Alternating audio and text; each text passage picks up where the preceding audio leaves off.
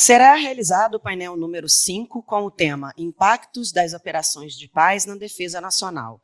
Aproveitamento da doutrina da Organização das Nações Unidas pelo Exército Brasileiro? Participarão desta atividade o general de Exército Ricardo Augusto Ferreira Costa Neves, da Missão Permanente do Brasil junto à Organização das Nações Unidas em Genebra, por videoconferência, e o general de Exército veterano André Luiz Novaes Miranda, da Fundação Getúlio Vargas. O moderador deste painel é o professor doutor Guilherme Dias, da Escola de Comando e Estado-Maior do Exército. Convido o painelista e o moderador a ocuparem seus lugares no tablado. Professor Guilherme, a palavra do senhor para a condução do painel. Muito bom dia a todos e a todas. É uma satisfação imensa poder conduzir o painel 5 do 33º Ciclo de Estudos Estratégicos da ECM e, mais do que isso, poder reunir nesse painel dois generais de exército com uma experiência vastíssima e com um cabedal de contribuições para essa instituição e para o Brasil que transcendem qualquer perspectiva. Eu agradeço imensamente o aceite do convite pelo general Novaes, pelo general Costa Neves. É de fato uma honra aqui estar. E já vou iniciar passando a palavra para o general Costa Neves para que faça a primeira fala e depois nós passamos a palavra para o general Novaes. Muito obrigado, general, pelo aceite, por fazer essa apresentação mesmo aí de Genebra, e a palavra é do senhor. Boa tarde a todos. Boa tarde a todos. É um prazer participar desse ciclo de estudos estratégicos com a academia, a Escola de Comando de Estado-Maior do Exército, com tantos pensadores tão capacitados sobre o tema. É realmente um grande prazer. Eu vou colocar... Novaes, nós somos o último painel antes do almoço. Não vai ser fácil não, hein, camarada? Mas eu acho que a gente... É isso aqui, né? Sim. Vamos ver se a gente consegue, né, Novaes? Bom, então eu vou dar uma passada rápida aí nesse tema que já foi dito. Você quer dar um sobrevoo nesses temas, nesses pontos aí? Eu infelizmente não consegui acompanhar os outros debates, mas quando eu me conectei, a doutoranda estava fazendo os agradecimentos e falou que ele mencionou que consubstanciar todo o conhecimento em 20 minutos do palestrante foi uma coisa muito, muito louvável. Então, eu já começo a duvidar dessa minha capacidade. Mas vamos lá. Então, eu vou começar com esse assunto. Foi, logicamente, já debatido longamente esse tema, mas é que eu estou focando essa minha fala nas experiências que eu tive profissionais, né? Então, Força comandante militar da Amazônia, comandante de operações terrestres e agora aqui na conferência do desarmamento. E essa parte da crise global do século XXI conversa muito com as atividades que eu desempenho agora, né? Então, logicamente, todos já comentaram muito sobre essa fragmentação geopolítica, a competição muito grande das grandes potências, a perda de consenso normativo mundial, arranjos paralelos que não substituem, logicamente, o multilateralismo, e os riscos geopolíticos, eles deixaram de ser ocasionais e eventuais e passaram a ser praticamente estruturais, né? Então, é um grande desafio para a ordem que já foi estabelecida logo depois da Segunda Guerra, logo depois de Bretton Woods, e a gente vê a economia como ferramenta geopolítica e regras multilaterais normalmente aceitas já sendo questionadas. No entanto, o mundo continua com essas características que aí estão, né? Não tem jeito. Questões climáticas, crimes transnacionais, terrorismo, questões humanitárias, migrações, isso não tem como. As cadeias globais de valor cada vez mais integradas, né? Então não tem jeito. Se um aluno que vai terminar a ECM aí vai comprar um carro, ele vai comprar com um chip que vem da Ásia, com provavelmente software aqui da Europa, com material de matéria-prima da África e montado o carro aí no Brasil. E essas cadeias globais cada vez mais precisam de previsibilidade. E aí, então, entra esse debate que está sendo feito agora nesse ciclo de estudos, a diplomacia preventiva, né? Então, e aí até se fala muito de coopetição dentro das nações, né? É uma cooperação que não tem jeito, que as cadeias de valor impõem. O mundo é extremamente interligado economicamente, mas as regras e os interesses de cada nação, muitas das vezes, prevalecem sobre as regras compartilhadas. Então, nós temos uma interdependência muito alta, com baixa confiança entre as nações. E por isso, então, que é tão relevante essa coordenação e regras compartilhadas, porque tanto a economia como a geopolítica, elas precisam de previsibilidade. Há uma semana atrás, eu almocei com um embaixador patriota da OMC aqui, e ele me estava contando de como a economia mundial é ávida por essa previsibilidade das relações entre os Estados. Então, a necessidade dessa coordenação internacional aumenta muito justamente no momento que o consenso internacional diminui. Quando essas instituições do multilateralismo foram construídas logo após a Segunda Guerra Mundial, existia a vontade política de fazê-las funcionar. E hoje, não necessariamente, esse consenso político existe para essas normas multilaterais.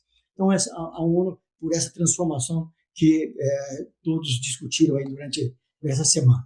E o Brasil, nas operações de paz, sem dúvida nenhuma, aproveitou e aproveita muito bem para fazer a sua projeção internacional com soft power, uma legitimidade como ator estabilizador e observador das normas multilaterais, sem dúvida nenhuma, tem proporcionado um capital político para que nós possamos ter as nossas demandas em vários fóruns internacionais ouvidas e, logicamente, ficamos reconhecidos como exportador de expertise militar. Isso aí é um fato amplamente reconhecido. E a nossa cooperação mundial para a estabilidade mundial, sempre com uma questão de cooperação e não de coerção. Isso é um capital muito grande, um capital político muito grande para nós. Agora, lembrando que isso não é um fim em si mesmo, né? Nós precisamos continuar nesse ciclo de aprendizado, nesse ciclo de projeção de poder, até mesmo para nós mantermos nossos padrões de excelência. Então, vamos no foco mesmo da atividade, sobre o impacto das operações de paz para nós, na doutrina. Sem dúvida nenhuma, as operações de paz foram um laboratório de transformação. E esses itens todos que estão aí, operações urbanas, logística expedicionária, comando e controle multinacional, em operações de baixa presença ou eficiência estatal e comunicação estratégica. E essas operações nos proporcionaram que nós operássemos com padrões internacionais, desenvolvêssemos capacidade de prontidão de nossas tropas, ampliarmos a nossa flexibilidade operacional e combinarmos a nossa expertise operacional com legitimidade. Sem dúvida nenhuma, o Haiti é um divisor de águas, o Novaes tem uma vasta experiência nesse ponto, comandou tropa lá, depois comandou o Secopab, conhece muito disso, e eu gostaria de fazer essa comparação como a dimensão humana entra como centro de gravidade de operações e simplesmente a conquista territorial não é o fator mais determinante nesse tipo de operação, mas a legitimidade, estabilidade e proteção, o que exigiu das nossas tropas uma rápida reengenharia tática e operacional. Agora eu vou falar um pouquinho da MONUSCO, que eu tenho um pouco de experiência, eu fui Força Comando e eu percebi nos agradecimentos da palestra anteriores, da atividade anterior, que o Afonso da Costa está aí. Afonso, me ajuda aí a complementar essas ideias. Então, o Haiti, o Novaes vai falar muito bem sobre isso. Agora, sobre o MONUSCO, sem dúvida nenhuma, é um grande exercício de estratégia multinacional, multicultural. Nós tínhamos lá, Afonso, 50 contingentes, com visões de mundo diferentes, com doutrinas diferentes, com motivação para o combate diferente, né? Então, talvez em termos pessoais, esse é o maior legado que eu trago dessa experiência. Para trabalhar numa região de uma crise humanitária de alto impacto, se a gente tinha noites que ainda bem que o mundo não olha para o que está acontecendo nesse canto da África, porque senão o choque seria muito forte. E falando aí variam os números de 6 a 8 milhões de IDP, né, de pessoas displaced person naquela região. Então, a crise humanitária é realmente de muito vulto. O planejamento orçamentário de operações de paz, eu pude acompanhar uma experiência muito interessante de como nós podemos fazer a diferença. Eu acabei colocando um oficial brasileiro na célula de planejamento do G5, planejamento estratégico, e ele participava com os outros campos da missão em Nova York para o planejamento orçamentário. Então, nós estamos falando de uma missão com um orçamento girando em torno de 1,2, 1,3 bilhão de dólares, o quanto que isso mexe conosco e o quanto nós também aproveitamos essa oportunidade para projetar a competência dos nossos oficiais. Um planejamento oficial um planejamento operacional em um ambiente muito complexo. Nós estamos falando em mais de 90 grupos armados com interesses diversos. Então, era muito interessante. Eu ia para uma base de operações da MONUSCO, entendia os atores participantes daquele momento, daquela situação, entendia a dinâmica da guerra naquele local. Pegar um helicóptero e se deslocar 40 minutos, 45, 50 minutos, pousa em outra base, e são cenários completamente diferentes, com outros atores, com outras motivações econômicas, com outras motivações políticas, étnicas e etc. Então, esse ambiente muito, muito interessante. Eu vou falar da atividade de engenharia. A maioria quase todas as operações tem essa atividade, mas eu faço questão de colocar aqui a engenharia ali. Ela tinha que botar 2 chapéus. Um que era do apoio à população, da reconstrução do país, mas, ao mesmo tempo, das operações, das atividades militares de proteção e de mobilidade e garantia de mobilidade da tropa. Uma atividade tão complexa que até teve um exemplo de uma emboscada numa tropa de engenharia, inclusive com fatalidades. Outro ponto muito interessante é o pelotão de engajamento. Aí o pessoal que entende muito de operações de paz, esse nome vai para lá, vai para cá, mas é a participação efetiva das mulheres nas operações de paz. E eu destaco aqui que não é a participação das mulheres, pelo menos ali no Congo, né, Afonso? Não é só para fazer ação cívico-social ou fazer distribuição de alimentos, não. Era realmente em operações de combate. Até depois ali no debate a gente pode aprofundar sobre isso. Minha experiência foi muito interessante e eu pude constatar a eficiência dessas frações em uma área operacional tão complexa. Helicópteros de ataque. Agora que o Exército vai comprar, já comprou, né, os primeiros helicópteros armados, não são nem helicópteros de ataque, são helicópteros armados. Helicóptero de ataque é uma outra dimensão. Helicópteros de ataque com uma capacidade operacional impressionante.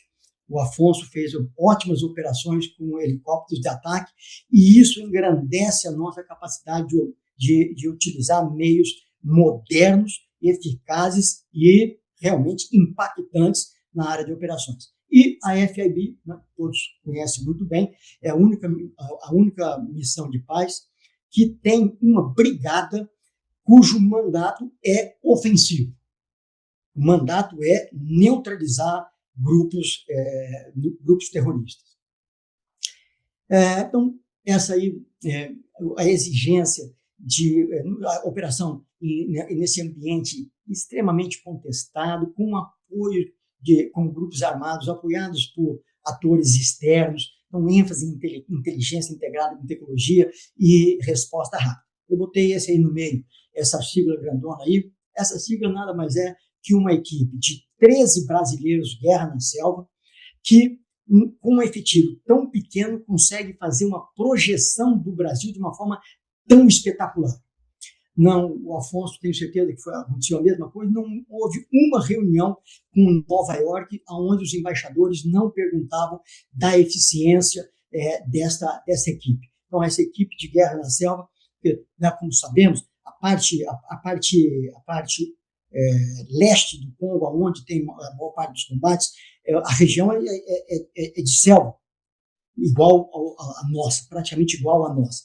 Então, essa equipe foi inicialmente pensada para apoiar a capacitação das tropas da ONU, mas também passava a capacitar as tropas das Forças Armadas de Angola.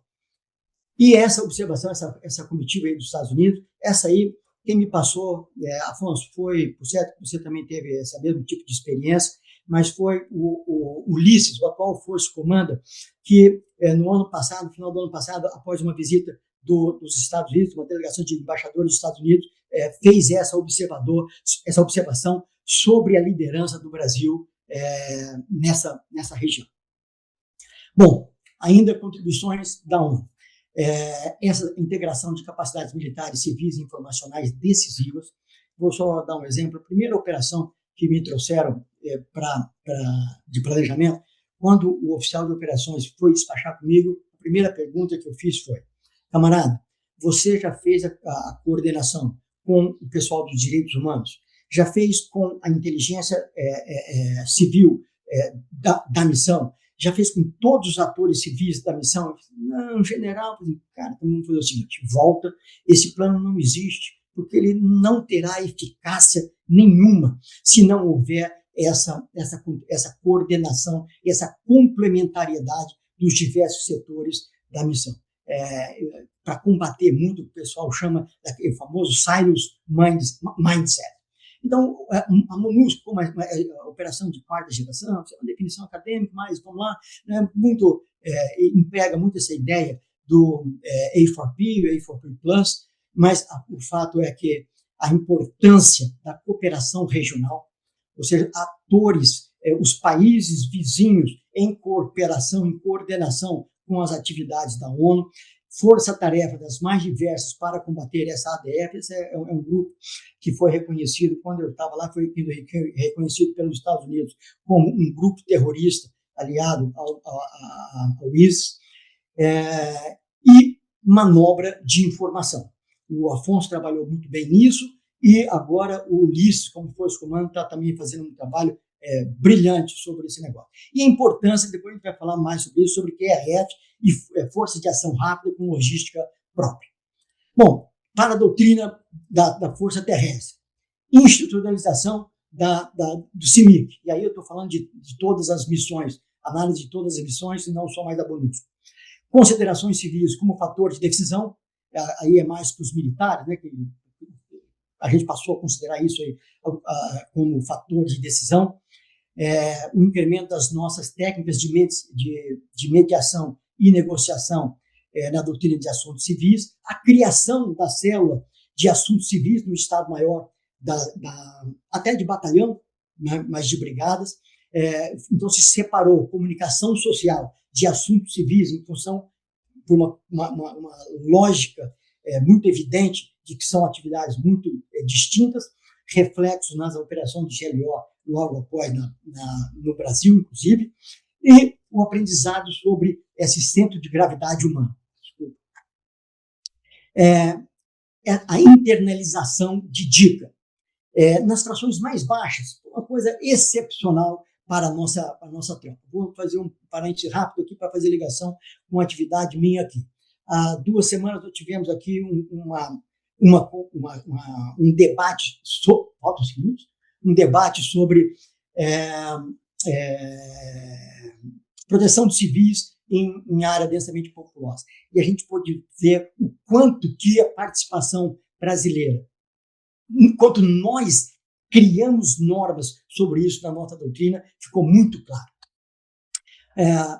O Haiti, na colaboração do projeto estratégico Guarani, SARP, né, o Novaes usou muito isso lá, antes mesmo que a gente falasse tanto de SARP, o Afonso e eu tivemos oportunidade de dispor de SARP de mais de 500 quilômetros de alcance, e a expertise humanitária nossa de engenharia sendo projetada pelo mundo todo. Essa versatilidade ímpar da nossa oficialidade também colocada nas nossas escolas, desde a MAN até a ESEC. Então, aí, algumas das implicações. O conceito operacional do Exército, aí está errado. A última versão saiu agora, há 3 semanas atrás, se não me engano. Mas a gente vê os itens do COEB, do Exército, como tem relações com o que nós fomos aos poucos aprendendo nas operações de paz. Eu não vou nem falar isso aqui o quanto influenciou as operações humanitárias nossas, Catrimani, lá na terra indígena Yanomami, que eu comandei essa operação. A Acolhida também foi lá no CNA, e a Taquari. E o Secopab Novaes comandou. Isso aí foi uma coisa excepcional para nós, em termos de multiplicador de conhecimento, de guardião de conhecimento e de projeção do nosso país.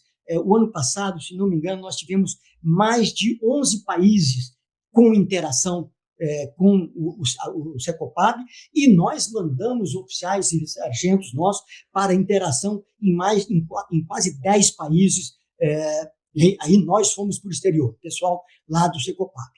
E essa dimensão de preparação da nossa tropa, de preparação.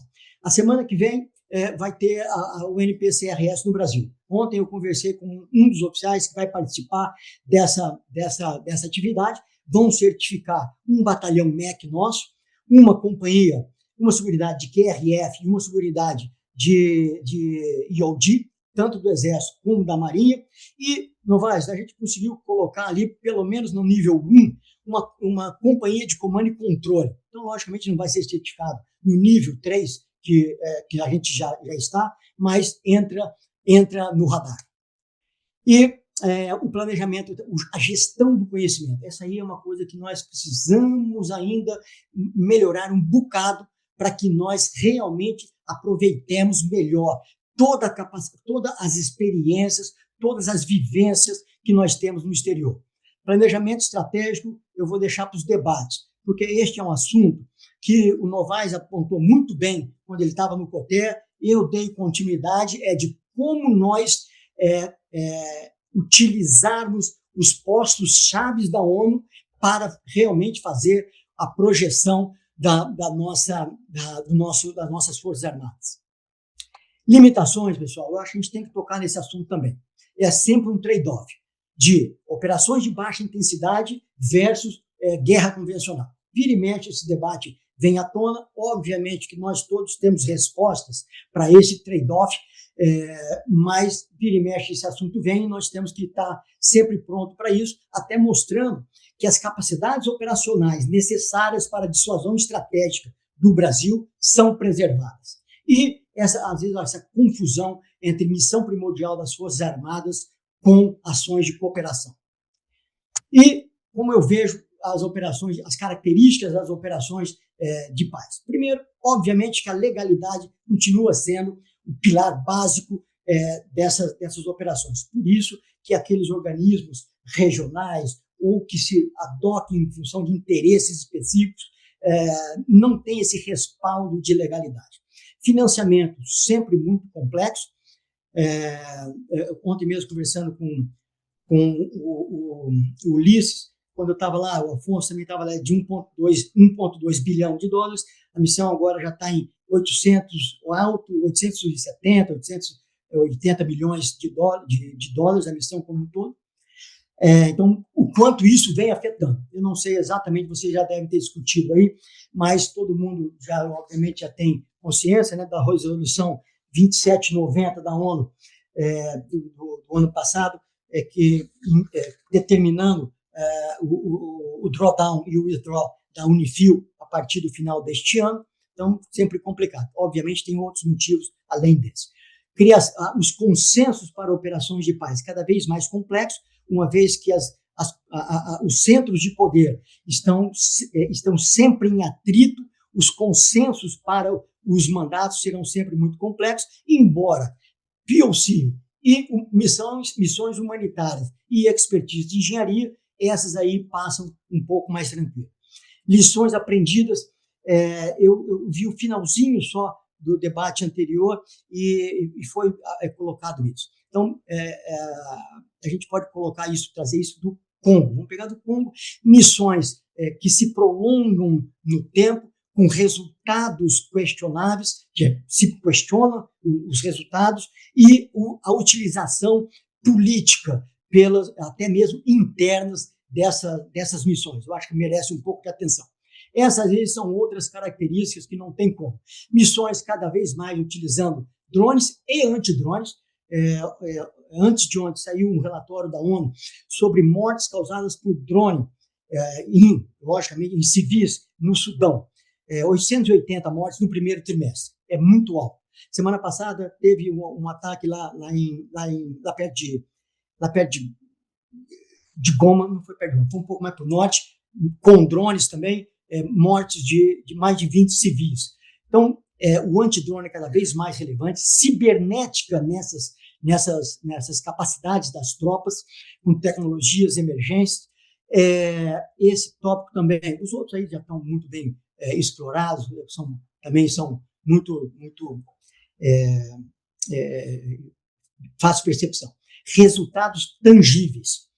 Como a gente falou de POC e falou a importância de resultados tangíveis, no debate a gente pode aproveitar, a gente pode aprofundar, mas eu vejo de uma maneira muito complexa as métricas para se chegar à eficiência de resultados tangíveis de POC.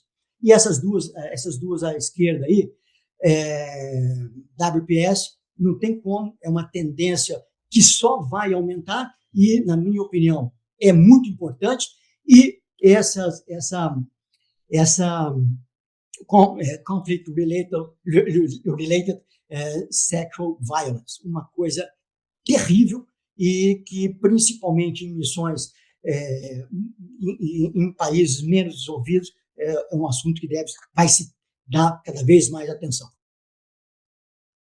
Então, pessoal, eu passei 30 segundos, lógico, mais, me desculpe aí, que realmente é muito interessante, mas o Brasil, sem dúvida nenhuma, é uma autoridade normativa em termos de liderança estratégica e humanitária e de gestão de crise. O Brasil se projeta como potência cooperativa e é multiplicador da força da nossa política externa sem alinhamentos automáticos. Selvo, essas ideias, e depois a gente conversa mais se houver possibilidade. Muito obrigado, General Costa Neves, pela fala, pela brilhante exposição. Eu vou passar a palavra imediatamente para o General Novaes, a quem eu também agradeço por ter aceitado compor esse painel. Muito obrigado, General. A palavra é do senhor. Costa Neves, aumentando a responsabilidade de falar depois de você, responsabilidade grande de falar depois do Costa Neves, que é um camarada que eu admiro muito, respeito muito e passei algumas funções para ele e trabalhamos junto em uma série de oportunidades. E vou tentar, então, em 20 minutos, tempo muito curto, também com esse mesmo desafio, concentrar algumas ideias e falar um pouco sobre esses impactos, né, das operações de paz. Aliás, eu vou até abrir um pouquinho, não vou nem só falar em operações de paz das Nações Unidas, mas operações, 3 ondas grandes que eu identifiquei na minha carreira. Algumas pessoas estão aqui, inclusive um grande camarada de turma está aqui, e os mais antigos aqui, mas acompanharam isso mais no início. 3 ondas que eu observei claramente no Exército e motivadas ou inspiradas, onde nós aprendemos em determinadas operações. Vou falar menos de crise de multilateralismo, porque, na minha opinião, já esgotou o seu assunto, mesmo porque na segunda-feira eu tive a oportunidade de apresentar a minha visão, até entregar um documento aí para algumas pessoas. Então, eu vou descer e dar uma aterrissada aí, até talvez, para os alunos da ICM, talvez fique um pouco mais no nível de vocês. Mas vamos lá. Nós estamos há 81 anos sem guerra, mas, na minha avaliação, que fiquei 48 anos no Exército, faz exatamente um ano que eu fui para a reserva, a minha última função foi o COTER. Quando eu cheguei no COTER, dia 1º de dezembro de 2023, nós estávamos começando uma operação na nossa fronteira, e o general Costa Neves era o comandante operacional, a Operação Roraima, e eu nunca tinha visto aquilo. Em 48 anos de carreira, eu cansei de fazer exercício, sempre em País Azul versus País Vermelho. Pela primeira vez, nós fomos para a nossa fronteira estabelecer uma operação de guerra, que, logicamente, não estávamos em guerra com ninguém, nem tínhamos ameaça diretamente ao Brasil, mas queríamos manter a nossa neutralidade diante de uma crise que aumentava, que escalava muito fortemente naquele momento. E eu nunca tinha visto aquilo. Sempre nos preparamos, mas não para aquele tipo de operação. É uma operação que atravessou lá Natal, Ano Novo, Carnaval, nosso pessoal realmente planejando uma operação. E as questões mundiais, que também foram muito tratadas aqui por todos. Então, nós estamos num momento realmente diferente. Eu não sei o que vocês vão enfrentar aí pela frente, mas essa foi a minha última oportunidade e uma última contribuição de tentar se esforçar com o nosso orçamento, que todos sabem qual é. Aquele ano foi de 1,1% do PIB, e no ano anterior tinha sido 0,97%. Então, uma coisa que não tem nada a ver com discursos de soberania, qualquer outro tipo de retórica, porque na prática nós estamos numa situação muito difícil, e mesmo assim tentando buscar condições de, com esse pouquinho de dinheiro, para o preparo, que é muito pouco, preparo e prontidão operacional, entregar algo para fazer fácil para isso aí ser minimamente coerente, né, com essa situação. E bater esses 3 verbos, que é a nossa razão de ser. Nós estamos aqui para prover dissuasão. Para isso tem que ser algo crível, nós temos que de fato saber fazer a guerra e ter minimamente a capacidade de empregar a nossa força, ter um preparo compatível e ter um mínimo de prontidão operacional. O segundo verbo é moldar, e o terceiro verbo é vencer. Um exército não serve para outra coisa, serve para vencer uma guerra, caso não sejamos empregados, e cai naquele trade-off que o Costa Neves apresentou no final, para que nós existimos. Nós existimos para isso aqui, de fato, e temos uma capacidade de fazer uma série de outras coisas, e fazemos. E muitas, e quase todas, encaixamos plenamente no preparo. E, por último, não se improvisa, porque não dá para fazer essas 3 coisas e ter condições de partir para a última. E muitas vezes que nós fomos empregados, o tempo sempre foi muito curto para o preparo, não tínhamos lá grande tempo para adaptação, mas nós temos que trabalhar o tempo todo na educação, no preparo, para que vocês possam enfrentar aqueles 3 desafios ali que são permanentes. Então, vamos lá. 2 operações ali, a primeira eu vou passar muito rapidamente, mas quando nós entramos no Exército, Brito, em 77, na preparatória ainda, a gente estava já numa segunda fase.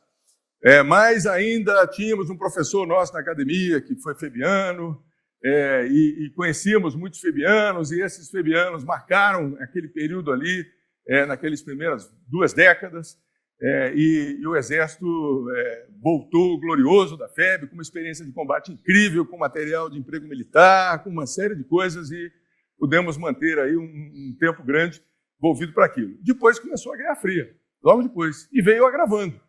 E o Exército foi empregado, então, na República Dominicana. Não foi uma missão de paz da ONU. Essa missão, aliás, é até um parênteses. Eu estava vendo algumas pessoas falando aí de esses arranjos ad hoc, outros tipos de operação que estão acontecendo neste momento no mundo, diante de problemas do Conselho de Segurança e orçamentos, etc. Essa aí foi uma delas. Essa missão, diante da impossibilidade de aprová-la no Conselho de Segurança, os Estados Unidos buscou um caminho de OEA. Então, essa missão foi conduzida com um mandato que, legalmente, ele é imperfeito, porque ele não tem a chancela do Conselho de Segurança da ONU, mas ela aconteceu. E o Brasil pôde, então, em 1965, em plena Guerra Fria, que nós tínhamos uma série de guerrilhas e movimentos revolucionários aqui no nosso continente, muitos deles, a maioria, quase todos, patrocinado por potências alienígenas ao nosso continente, inclusive, e não só treinando, mas com material, com armamento, etc. E o Brasil teve uma oportunidade de aprender algo que nós não sabíamos. Porque nós, naquela fase da Segunda Guerra, por exemplo, nós voltamos da Segunda Guerra com o senhor Cabedal em fazer, por exemplo, patrulha. Nós temos um grande herói nosso aí, um dos maiores, o Max Wolff Filho, era um perito comandante de patrulha, e morreu, inclusive, fazendo isso. Então, nós sabíamos muito bem fazer patrulha, mas dentro de um quadro de guerra convencional. Nós não sabíamos fazer operações num quadro de guerra irregular. E aprendemos ali.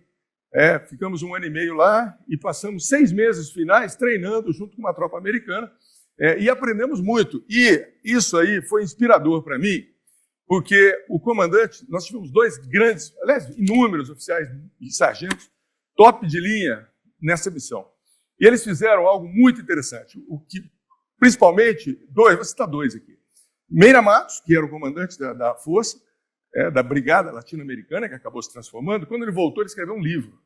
E esse livro, ele é a base da nossa doutrina para a fase seguinte, que foi a que nós encontramos quando entramos no Exército.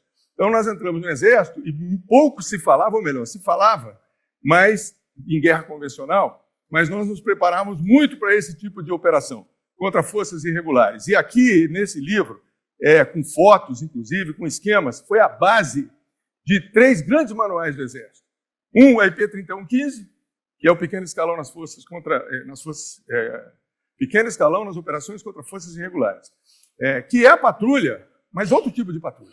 É uma tradução do manual americano, adaptado para o brasileiro, feito pelo general Cardoso, que era tenente dessa missão, que foi o que deu a base do que nós sabemos fazer de patrulha no Exército até hoje, em termos de evolução. E também 2 outros manuais, operações contra forças irregulares e operações urbanas de defesa interna, aqui nesse livro. O manual é cópia desse livro, praticamente. Então, nós entramos numa fase, vencemos os nossos problemas aqui, o Brasil conseguiu vencer a sua guerrilha em pouquíssimos anos, sem apoio externo. Muitos países até hoje não conseguiram vencer, até hoje estão com as suas guerrilhas aí, e com problemas sérios. Então, o Brasil conseguiu vencer aquela fase, e foi a fase que eu entrei no Exército, os mais antigos aqui entrou. Depois, eu vou dar uma parada e vou me valer de uma apresentação do Cédric de ontem. Ele fez uma coisa muito inovadora, porque a gente acostumava ouvir falar em gerações, e ele apresentou dessa forma a evolução. E aí eu vou pular agora para o Haiti, que ele colocou aqui como operações de estabilização. O Brasil não tinha essa operação como uma operação básica na sua doutrina. A gente estava tentando entender o que seria isso, mas nós já tínhamos feito operações de estabilização muito grandes no Brasil, como as operações Rio, por exemplo, que era baseada nessa doutrina aqui. Nós fizemos várias operações de estabilização baseadas nessa doutrina. Esses manuais, infelizmente, foram revogados em determinado momento histórico do Brasil, e agora nós estávamos vivendo um hiato, sem uma doutrina de estabilização oficial, mas nós tínhamos o conhecimento daquele momento. E dessa forma nós chegamos no Haiti em 2004, melhor dizendo, ainda sem muito dessa doutrina. Então, no Haiti, nós fizemos operações urbanas, era muito parecido com o que nós fazíamos em GLO no Brasil. Então, nós aprendemos muita coisa no Haiti, podemos botar em prática, como disse o Costa Neves, e experimentar isso dentro de um outro teatro de operações, mas era muito parecido com o que nós fazemos aqui. Então, nós aprendemos e praticamos lá, trouxemos para cá. A foto inicial minha tem uma foto do Haiti e uma foto aqui do Rio de Janeiro. Se vocês trocarem os capacetes ali, vocês não vão saber dizer qual foto foi tirada onde. Então, nós aprendemos lá e praticamos muito, também base para operações que nós fazemos hoje na faixa de fronteira e operações de baixa e média intensidade. Nós não chegamos a fazer, por exemplo, disparos de artilharia no Haiti, mas nós usamos RPG, e usamos granadas, usamos metralhadoras, usamos coisas pesadas no Haiti. Fizemos operações no Haiti de mais de 10 mil tiros, uma única operação, numa manhã. Então, fizemos operações de média intensidade contra forças irregulares, usando doutrinas que nós estávamos em dúvida Uma das coisas que aconteceu foi que nós praticamos as operações de estabilização. A ONU não tinha doutrina para isso. Eu falava com o Cedric ontem. A ONU, quando lançou a sua Capstone, que é de 2008, quando eu li essa operação, aliás, eu tinha tido acesso a um rascunho, logo depois que acabou a operação no Haiti. E eu já comecei a encontrar aqui, aí sim entender, num manual, o que nós estávamos fazendo lá. Então, os aperfeiçoamentos que esse manual trouxe para os princípios, tanto a questão do consentimento, deixando claro que o consentimento, esse princípio, não sempre se encontra nos níveis táticos, se há um consentimento no nível estratégico, se o país autorizou, se os principais partidos autorizaram, mas não necessariamente grupos armados onde nós estamos atuando consentem a nossa presença ali. Então, há necessidade, às vezes, de se usar a força letal no nível tático. E outros princípios que ele chamou aqui, inclusive um que ele dizia que, eventualmente, a missão tem que proativamente usar a força. Era um momento novo que nós estávamos vivendo e que a ONU estava usando operações de estabilização em diversas missões. O general Santos Cruz, naquela missão do Congo, chegou a empregar uma brigada, aquela brigada de intervenção, numa operação convencional, um ataque, com artilharia fazendo preparação e a brigada fazendo um ataque. A última vez que um oficial general brasileiro tinha comandado um ataque foi na Segunda Guerra, foi Mascarenhas de Moraes, que comandou aqueles regimentos que eram mais ou menos uma brigada. Nunca mais tínhamos feito um ataque. E nós fomos praticar durante esses momentos de operação de paz. Então, o Haiti, para nós, ela vinha de 3 missões fracassadas da ONU, situação de violência endêmica, a crise não era só militar, ela era tudo. Aquilo foi o nosso efetivo. Primeiro caso único do Brasil na ONU. Todos os Force Commanders foram brasileiros. Nunca tinha havido isso e nunca mais houve. Porque há sempre um rodízio entre os principais países contribuidores de tropa para aquela missão para dar o Force Commander. Isso é feito um rodízio. Foi a primeira vez que não aconteceu, fruto do sucesso da operação, nos seus aspectos militares, logicamente. Pacificou as áreas mais difíceis e visíveis, inicialmente Belém, o centro da cidade, depois Cité Soleil, que era um símbolo de algo impossível de se conseguir, e foi conseguido. Tivemos 25 mortos nessa missão. Então, não foi uma missão simples, não foi uma missão pouco custosa. O general Brito foi comandante de batalhão lá, 16º contingente. Quem aqui participou de operação no Haiti? Vocês deviam ser o quê? Você já era coronel, vamos ver os majores do C100. Vocês são o quê? Tenentes? Capitães? Tenentes. Então, é isso. Hoje, os tenentes do Haiti já são majores aqui, os que eram capitães. Capitão, sem Esaú, que comandou a companhia, no meu contingente, hoje já é general. General Novaes. Então, nós já não temos mais tenentes e capitães com essa experiência, mas temos muita experiência. E quem participou de outras operações de paz aqui, que não fosse o Haiti? Agora mantenha o braço levantado junto do Haiti. Levanta o braço aí, só para ter uma ideia. Quem aqui já usou o capacete azul? Não, Gabriela aqui. Sério, vai. Sério. Então, muito bom. Liderança militar na América do Sul. Foi subsídio, como eu já falei, para a Capstone Doctrine, porque depois, conversando com o relator, que se chama Hugo Salinas, e ainda está na ativa, ele me disse claramente, esse manual, parte dele, esses aspectos, foram baseados no que estava sendo feito no Haiti, porque estava dando certo. Então, aí nós não tínhamos um caso de insucesso ali, nós tínhamos um caso de sucesso do emprego da força no meio da população e com resultados positivos até aquele momento. Foi referência, então, para nós, no uso da força em operações em ambientes humanizados. Foi uso da força. O ponto forte, que foi criado no 3º contingente lá, foi até o final. Não só a doutrina brasileira hoje está nos nossos manuais, atualmente, como até a Polícia do Rio de Janeiro veio a usar, no que eles chamavam aqui de UPP. E num momento que deu certo. E aprenderam lá. Quem viu isso foi o Viva Rio, e levou lá o comandante da polícia, que conheceu esse modelo e adaptou, fez a parte dele aqui e acabou usando no Rio de Janeiro. E a própria relação com civis que o general Costa Neves falou, que foi muito grande ali. Ganhos políticos para o Brasil. O embaixador, no meu tempo, era o Paulo Cordeiro, finado Paulo Cordeiro, um grande embaixador, excelente. Ele e a esposa, a embaixadora, os dois eram super participativos e super dinâmicos. Ele me disse o seguinte: todos os dias, ele conversava com o chanceler. Falou, se eu não conseguisse ligar naquele final de tarde, ele me ligava. Eu tinha que interromper, peraí que eu vou falar com o chanceler. Diariamente, o embaixador do Haiti conversava com o nosso chanceler. Era uma política de Estado.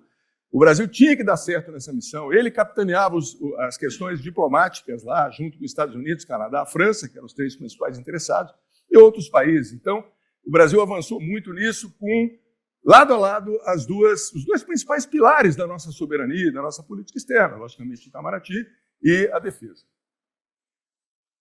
Na ONU, agora, o nosso nome está nas paredes, tem uma homenagem lá dentro do QG da ONU, com o nome dos mortos, o jeito brasileiro de contribuir à paz. Isso aí seria outra palestra. Vocês já sabem muito bem disso aí.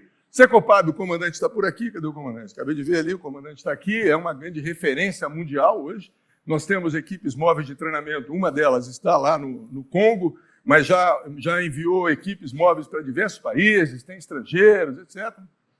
Pelotão de engajamento nosso hoje já é uma realidade. Nós sempre temos pronto para empregar esse pelotão.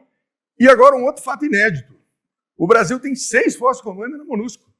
Um está aqui, general Afonso da Costa, o general Costa Neves acabou de falar, o atual lá está aqui, o general Ulisses, Elias, Costa Neves, Miranda Filho. E o primeiro, o general Santos Cruz. Então, também, como eu tinha dito anteriormente, o normal é o Force Commander ser escolhido e um dos principais contribuidores de tropa. O Brasil não tem tropa na missão. O que já era uma coisa diferente e sempre com oposição dos países que têm desejo de ter um Force Commander ali. E o Brasil vem fazendo uma sequência de Force Commander escolhidos pela ONU para dar prosseguimento ao excelente trabalho que começou com o general Santos Cruz. O Brasil, fruto dessa experiência, tem participado na confecção de todos os manuais doutrinários da ONU. Seja o Cruz Reports, que eu acho que ele citou ontem aqui, o general Floriano Peixoto tem participado, como me lembrava o general Rabelo foi o chefe de missão de paz aí até um ano atrás. Então, toda a nossa participação, que o general Vaz, que estava me lembrando disso, de doutrina, nós temos militares brasileiros com a sua experiência participando. Aí, nós desenvolvemos algo que não tem preço, que é a experiência de combate. Porque o restante a gente consegue fazer no preparo aqui no Brasil. Só tem uma coisa que não dá para fazer no preparo, é a experiência de combate. A gente pode desenvolver outras coisas. Liderança, moral da tropa, muita coisa que não está no campo material. Mas experiência de combate só com combate. Então nós tínhamos, aqui foi uma excelente experiência. Liderança em todos os escalões, os nossos tenentes que estão aqui resgataram feridos sob fogos, empregaram força letal, tomaram decisões difíceis com adrenalina no topo, com cortisol ali, sob fogos, ou tendo que usar o fogo, que é muito, talvez até mais difícil, autorizar o uso da força letal até do que receber fogos contra nossas frações. Então, esse é o grande problema de um exército, é o fogo, em qualquer dos dois lados. Por isso que vocês devem ter lido ano passado, que estavam na tropa, no primeiro ano, Homens ao Fogo, porque foi o livro que o Coteres escolheu para iniciar o seu programa de desenvolvimento de liderança. Nós temos que ler aquele livro de tempos em tempos e discutir essa questão do fogo como sendo a coisa mais importante para nós. Evolução da nossa doutrina, TTP de baixa e média intensidade. Nós não tínhamos uma TTP disso, nós tínhamos perdido com os manuais. Essas TTP agora são manual. Aqui, Táticas, Técnicas e Procedimentos para Operações em Ambientes Urbanos. Esse manual, ele começou com o Secopab, fazendo um manual de preparo das operações de paz. Ele veio evoluindo. Quando ele foi virar manual, ainda até agora, tem foto aqui que está de capacete azul. Essa foto aqui é o primeiro ponto forte do Haiti. Então, o capítulo de ponto forte traz ainda uma foto do primeiro lá. Aqui tem foto que teve que borrar a cor do capacete. As fotos são do Haiti. E tem outra foto aqui do Haiti, com um sniper. Então, nós temos inúmeras fotos que até hoje... Então, esse manual aqui, ele é fruto... capacete azul. Ele começou nos manuais do FAIBRAS, foram usados aqui no Brasil em várias coisas e foram depois usados com sucesso no Haiti. A mulher nas operações, aqui houve um boom, porque nós nunca tínhamos empregado mulher com tropa. Começou aqui e esse número foi aumentando, começou no 6º contingente e foi aumentando. Logística, o general já falou, e desenvolvemos a nossa operação de estabilização. E daí? E daí que agora ela entrou no manual de operações. Então, esse manual de operações, que é o último de 2025, traz uma operação de estabilização como uma operação básica. Então, ofensiva, defensiva e estabilização, porque a estabilização acontece em qualquer momento da guerra. Seja durante as operações ofensivas ou defensivas, ou seja, quando ela predomina ou quando ela está sozinha. Então, é uma operação de baixa e média intensidade. Ou tinha vários nomes para dar para isso, podia chamar de pacificação, sei lá o quê, mas esse é o nome que não precisa explicar a piada. Você fala com qualquer militar de qualquer país que é uma operação de estabilização, ele já entende. Então, hoje ela está aqui, e não mais aquela operação de cooperação com agência. Porque o que é uma operação de cooperação com agência? Ela existe. Você vai cooperar com agência em qualquer fase do combate. Então, isso não é uma operação. Isso é uma realidade e está aqui, bem clara, não só na operação de estabilização, mas em qualquer momento do combate. Conhecimento do Sistema ONU, a criação do Secopab aconteceu nesse contexto.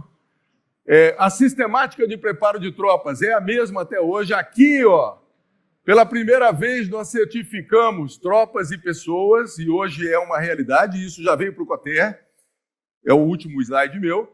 Sistemática de missões individuais, hoje o Secopab tem total expertise. A última lacuna que nós tínhamos nisso, nós fechamos o ano retrasado com a preparação do general Afonso da Costa para indicá-lo para Military Advisor. Ele é a nossa indicação para Milad, foi preparado também aqui pelo Secopab, até hoje está no processo, mas de observador militar, que quando eu fui, preparo quase zero, na época da Iugoslávia, para agora mudou completamente. E a nossa reputação? Bom, vou pular isso aqui e vou deixar isso aqui, comandar em operações. Prontidão operacional, que é dada com o preparo e o material, força moral da tropa, isso aqui dá para fazer em tempo de paz, mas não isso. Isso aqui é parte básica do valor moral de uma tropa. E, da mesma forma, a experiência de um comandante. E com isso, eu vou para o meu último slide. Esse aqui, eu falei de 2 fases, né? E agora, acabou a missão do Haiti, e o mundo ficou cada vez mais complexo, exigindo novamente de nós capacidades não somente de baixa e média intensidade, nós nunca deixamos as de grande intensidade, mas agora nós demos mais um passo na direção da grande intensidade, que é o mundo. Nós estamos tendo 2 grandes guerras aí, pelo menos, com alta intensidade, a da Rússia e da Ucrânia, e agora aquela do Irã. Então, nós vivemos agora a fase da FORPROM no Exército Brasileiro. Nós temos forças de prontidão, nós somos dos poucos países que têm aquele sistema. Tanto para guerra quanto para não guerra, nós temos aqui o UNPCRS, que também são forças de prontidão, que nós mantemos dentro das nossas forças, são 13 mil militares permanentemente certificados, que nós começamos a fazer com operações de paz, depois fomos aperfeiçoar isso para uma operação de guerra, e hoje nós estamos fazendo. O programa de fortalecimento da liderança do ano passado também vem acrescentar naqueles aspectos de valor moral da tropa e da liderança do comandante, que são aspectos fundamentais no poder de combate. Então, eu considero, para terminar agora, que as operações internacionais no Brasil marcaram 3 fases muito claras para nós. Eu vivi 2 delas no Exército inteiro e fui terminar essa última aqui, até um dos responsáveis por esse passo à frente, porque nós não podemos não ter capacidades fortes também para operações de guerra, porque ninguém sabe o que vai acontecer. Eu não vou nem arriscar falar de futuro para vocês. Deixo com vocês que estão aí se preparando e desenvolvendo capacidades para poder, com adaptabilidade, que foi um tema que ecoou aqui em várias palestras, poder empregar a nossa força no nosso futuro. E com isso eu termino e passo a palavra novamente para o Guilherme.